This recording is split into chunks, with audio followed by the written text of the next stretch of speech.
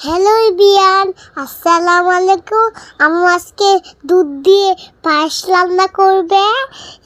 হ্যাঁ, আজকে আমি পায়েস রান্না করব ভিউয়ার্স। আজকে আমি পায়েস রান্না করব ভিউয়ার্স।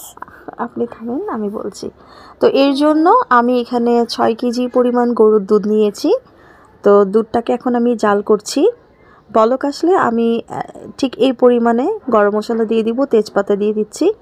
গরম মশলা, এলাচ এগুলো একটু বেশি দিতে হবে, তাহলে ফ্লেভারটা ভালো আসবে।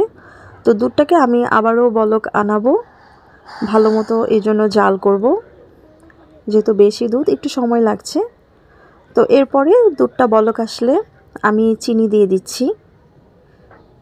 তো চিনি দিয়ে আমি এভাবে বলক তুলিয়ে নেব, জাল করে নেব এভাবে ভালো করে। চিনিটা আমার মেশানো হয়ে গেছে।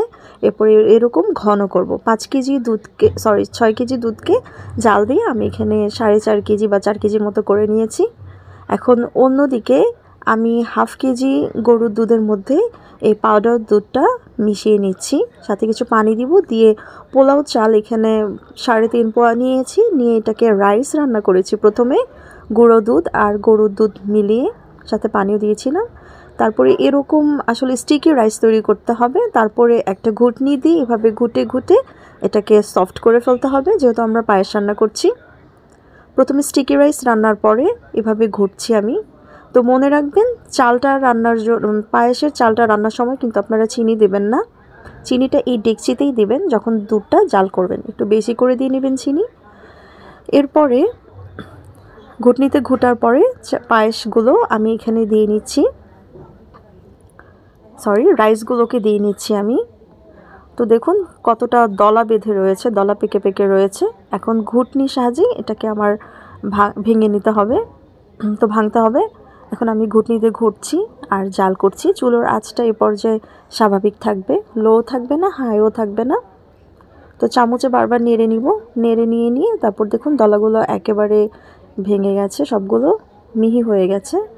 এরপরে আমি দুধের সাথে এইভাবে জাল করছি। এ পর্যায়ে চুলোর আঁচটা একেবারে নর্মালে রাখবেন, মানে লোতে রাখবেন, হাই হিটে রাখা যাবে না, নিচ থেকে নাহলে পড়ে যাবে। তো এই পর্যায়ে শেষের দিকে একটু সামান্য পরিমাণে কেওড়া জল দিয়ে নেবেন, কয়েক ফোঁটা, 4-5 ফোঁটা। ব্যাস, আমার চালটা এরকম পর্যন্ত হবে। তারপরে আমি নামিয়ে ফেলবো। দেখুন একদম দুধে ভরা, চালের মধ্যে দুধে ভরা রয়েছে। তো এরকম পায়েসটা খেতে আসলে ভালো লাগে, এর থেকে বেশি আমি আর জাল করব না।